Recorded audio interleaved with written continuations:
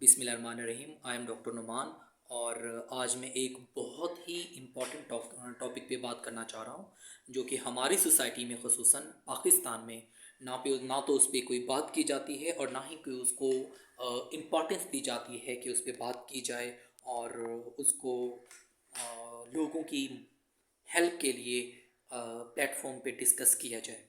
तो एक टर्म होती है जिसको बोलते हैं मेंटल हेल्थ। लेकिन अफसोस के साथ मुझे कहना पड़ रहा है कि मेरे मुल्क में पाकिस्तान में सबसे ज़्यादा जो डिज़ीज़ पाई जाती है वो मेंटल हेल्थ इलनेस है। ठीक है, आपने देखा होगा कि एक लंबे अरसे से बहुत सारे मरीज़ आपकी सोसाइटी में, मुमकिन है आप ख़ुद हों या आपके घर में हों, मैदे की दवाई, मैदे का मसला है भाई, बस वो एक या फिर कोई भी पुरानी डिज़ीज़ का नाम दिया जाएगा कि ये मसला है और वो चल रहा है और वो ठीक नहीं हो रहा। ठीक है, पहले मैं आपको मेरे पास जो मरीज़ प्रेजेंट होते हैं मैं उनकी कंडीशन बताता हूँ। मेरे पास जो मेजॉरिटी ऑफ पेशेंट प्रेजेंट होते हैं ना, और ख़ुसूसन फ़ीमेल पेशेंट, वो प्रेजेंट करती हैं कि डॉक्टर साहब हमारे ना लंबे अरसे से पट्ठों में दर्द है और गर्दन के पट्टे खींचे रहते हैं और ठीक से नींद नहीं आती और कोई काम करने का दिल भी नहीं करता। ठीक है, ये टिपिकल एक प्रेजेंटेशन होती है जो अगर मैं दिन में 100 पेशेंट देखता हूँ तो उनमें से 60 to 70% पेशेंट जो है ना इन कंप्लेंट्स के साथ आते हैं। तो मैं आपको बताता चलूँ कि ये सारी कंडीशन आपकी मेंटल इलनेस के साथ लिंक्ड है। ठीक है, और जब आपका दिमागी तवाज़ुन ठीक नहीं होता, दिमाग आपका ठीक से काम नहीं कर रहा होता, तो उसके साथ आपका पूरा जिस्म, पूरा शरीर बीमार होता है और ख़ुसूसन स्ट्रेस अल्सर डेवलप हो जाते हैं जो कि मैदे में होते हैं। ठीक है, अगर आपके साथ या आपकी फैमिली में या आपके दोस्तों में, गिरदो नवाह में कोई भी बंदा इन चंद अलामात के साथ रह रहा है तो उसकी कंडीशन ठीक नहीं है। He is suffering from mental illness. आपको आपके लिए ये ज़रूरी है कि आप उसको लेके जाएं। अगर आपका फैमिली का मेंबर है, अगर दोस्त या गिरदोनवा में कोई रहता है तो उसको बताना ज़रूरी है कि उसको अपने डॉक्टर के साथ मुंसलिक होना है, स्पेशली साइकेट्रिस्ट के साथ। अगर जो भी करीबी डॉक्टर साइकेट्रिस्ट अगर मौजूद है तो आपने उनसे मुंसलिक होना है, उनसे अपना मसला डिस्कस करना है। और वो इलामात जो मैं आपको बताना चाह रहा हूँ वो ये हैं। फॉर एग्ज़ाम्पल, कोई भी बंदा है, वो कहता है कि आप जानते हो उसे कि वो पहले ना बहुत सोशल था, खुश रहता था, बातचीत करता था, लेकिन किसी भी ड्रामा की वजह से जो आप जानते हैं या मे बी नहीं भी जानते, तो वो बंदे ने खुद को आइसोलेट कर लिया हुआ है, वो सोशल नहीं रहा, वो घर में रहना ज़्यादातर रहता है। और आप उससे बात करो तो वो उसका ऐसा महसूस होता है कि वो चिड़चिड़ा हो गया है, मतलब आपसे ठीक से बात नहीं करता और उसका बात करने में इंटरेस्ट नहीं रहता या बात करते करते उसका ध्यान खो जाता है। तो आपको ये समझना चाहिए कि उसकी दिमागी सेहत ठीक नहीं है। नंबर दो, अगर आपके साथ या किसी के भी साथ ऐसा हो रहा है कि आप सोते हैं, बिस्तर पे जाते हैं तो सुबह उठने का दिल नहीं करता, वो इसलिए कि आपको ठीक से नींद नहीं आती होती, आपका जिस्म टूट रहा होता है और आपकी हिम्मत नहीं हो रही होती कि आप उठें, कोई किसी काम के लिए जाएं या खाने पीने के लिए, ख़ास तौर पे फीमेल खाने पीने का कोई काम करें, कुकिंग करें। ठीक है, नंबर तीन, ये एंग्जाइटी के लेवल हैं, क्योंकि जो मेंटल इलनेस है उसकी स्टेजेस होती हैं। स्टार्ट ये होता है कि माइनर सी एंग्जाइटी होती है, आपको किसी भी वजह से, वो रीज़न कोई भी हो सकती है, लेकिन अगर आपने उसको ट्रीट ना किया, उसकी मेंटल हेल्थ, मेंटल सपोर्ट नहीं ली या किसी से डिस्कस नहीं किया, कैथार्सिस नहीं किए, तो आपको प्रोलॉन्ग जब होती जाएगी तो वो डिप्रेशन में कन्वर्ट हो जाती है। और जब डिप्रेशन होती है तो उसमें फ़िज़िकल साइन आना शुरू हो जाते हैं।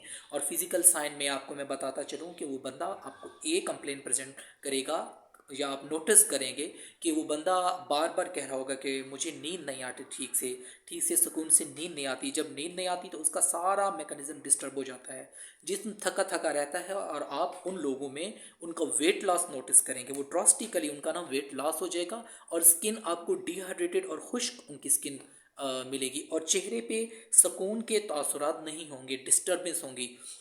You can also notice the dark circle around eyes. अगरचे उसकी और भी रीज़न हो सकती है डार्क सर्कल की, लेकिन one of the reason is depression and anxiety. क्योंकि उनकी ठीक से नींद नहीं हो रही होती है। ठीक है, उसके अलावा आप अगर इस तरह का कोई भी बंदा आप खुद हैं, आपके घर में है या आपके गिरदो नवाह में है, तो खुदारा उसको उसकी हेल्प करें, उसको जीने में उसकी मदद करें, ज़िंदगी गुजारने में उसकी मदद करें, उनको उनके अपने करीबी साइकेट्रिस्ट के पास लेके जाएं, क्योंकि आजकल हर बीमारी का इलाज है। और मेंटल इलनेस जिसको हम बीमारी कंसिडर नहीं करते, हमारे पाकिस्तान में ख़ुसूसन जिसको कोई इम्पोर्टेंस नहीं दी जाती, बहुत बड़ी एक मर्ज़ है जो कि हमारी सोसाइटी में प्रवेल करे, और आजकल ख़ुसूसी तौर पे यंग जनरेशन में इसका ज़्यादा है, क्योंकि जॉब्स नहीं हैं, कैरियर की स्ट्रेस ले लेके बच्चों के अंदर ये एंजाइटी डेवलप होकर डिप्रेशन में कन्वर्ट हो जाती है। तो खुदारा उनकी हेल्प करें। मैं भी अवेलेबल हूँ बिल्कुल फ्री ऑफ कास्ट। आप कमेंट में अपनी मुझसे रब्ता कर सकते हैं, आप कमेंट करें, फिर मैं कोशिश करूँगा जैसे मैं फ्री होता हूँ आपसे रब्ता करूँगा, तो आपकी जहाँ तक हो सकेगी मैं हेल्प करूँगा। और अगर आपकी कंडीशन सवेयर हुई तो ऑब्वियसली उसके लिए फ़िज़िकल 1-to-1 सेशन चाहिए होते हैं, उसके लिए मैं आपको कोई करीबी बेस्ट साइकेट्रिस्ट रिकमेंड करूँगा इंशाल्लाह। ठीक है, तो खुदारा अपनी हेल्प, अपनी मेंटल हेल्थ को इम्पोर्टेंस दें, तवज्जो दें। और क्योंकि ये मैं इसलिए कह रहा हूँ कि इस तरह का केस मेरे अपने घर में रहा है, और उस वक्त मैं डॉक्टर नहीं था, लेकिन अफसोस से मेरा वो जो केस था, मेरे घर के अंदर जो पेशेंट था वो ट्रीट होता रहा अलग अलग बीमारियों के लिए। कभी उसको मेदी की ट्रीटमेंट दी गई, इवन कि मैंने उसकी एंडोस्कोपी भी कराना पड़ी मुझे। लेकिन जब मैंने खुद एमबीबीएस कर ली, जब मैं खुद फील्ड में आया, तो मुझे समझ आई कि no, he is not suffering from any kind of other illness, he has mental problem, he has passing through depression. अल्हम्दुलिल्लाह मैंने उनको असिस्ट किया, उनको ट्रीट किया, उनके सेशन किए खुद, तो अल्हम्दुलिल्लाह ही नौ उसकी ज़िंदगी बहुत अच्छी गुजरी एंड हैप्पी है वो अपनी लाइफ में। ठीक है, तो इसलिए मैं चाहता हूँ कि जहाँ तक हो सके मेरा फ़र्ज़ बनता है कि मैं आप लोगों की मदद करूँ। अगर आप किसी किस्म की मेंटल इलनेस, डिप्रेशन, एंग्जाइटी या किसी किस्म के बोझ जिसको आप एक्सप्लेन नहीं कर पाते आप फेस कर रहे हैं, तो आप ज़रूर मुझसे रब्ता करें।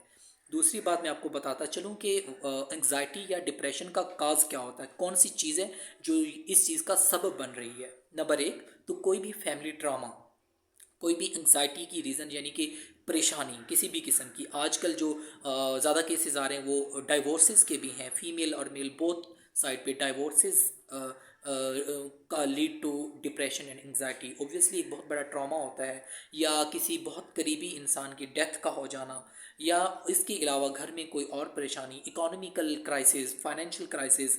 जो और उसके अलावा जो मैं जिस पे बहुत ज़्यादा ज़ोर देना चाहूँगा वो ये है कि सेक्सुअली डिसफंक्शनिंग। बहुत सारे मेरे पास मेल प्रेजेंट करते हैं जिनको मैं एक्सप्लोर करने के बाद मुझे पता चलता है कि उनकी सेक्सुअल लाइफ इफ़ेक्टेड है।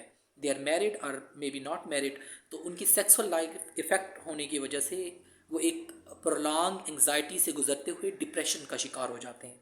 तो खुदारा आज के दौर में सेक्सुअल हेल्थ की ट्रीटमेंट भी मौजूद है। बहुत सारी ऐसी मेडिसिन हैं और थेरापीज़ हैं मेडिसिन के अलावा जो आपको हेल्प कर सकती हैं अच्छी ज़िंदगी गुजारने में। खुदारा अपनी मेंटल हेल्थ को इम्पोर्टेंस दें, और अगर आप किसी भी किस्म के मसले परेशानी में हैं तो आप मेरे से रब्ता करें, कमेंट करें, तो मैं आपसे कोशिश करूँगा फ्री टाइम में कांटेक्ट करूँ और आपकी हेल्प कर सकूँ। तो आई विल बी हैप्पी अगर आप लोगों की मैं हेल्प कर सकूं, and this help will be free of cost. मुझे किसी भी किस्म की चार्जेस की ज़रूरत नहीं है।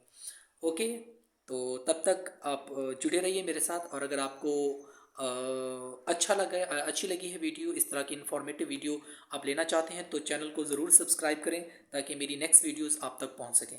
तब तक के लिए खुदा हाफिज़।